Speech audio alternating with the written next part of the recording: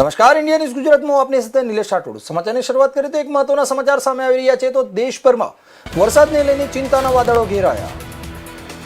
ગુજરાત સહિત દેશના 70% ભાગમાં ચોમાસું થયું ગાયબ.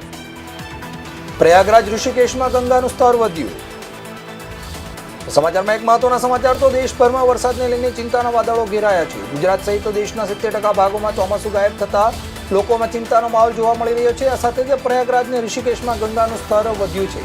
જે પ્રમાણે વાત કરીએ તો ગુજરાતમાં છેલ્લા કેટલાક દિવસો દરમિયાન શરૂઆતનો વરસાદ ખૂબ જ સારો રહ્યો હતો અને વચ્ચેના કેટલાક દિવસોમાં તો ખૂબ જ મુશળધાર વરસાદ પડ્યો હતો, પરંતુ ત્યારબાદ સતત ગુજરાતમાંથી વરસાદ ગાયબ થઈ ગયો છે. ગુજરાત સહિત દેશના 70% ભાગમાં ચોમાસું નહીવત બરાબર છે, ત્યારે દેશભરમાં ખેડૂતોમાં વરસાદને લઈને ચિંતાના વાદળો ઘેરાયા છે.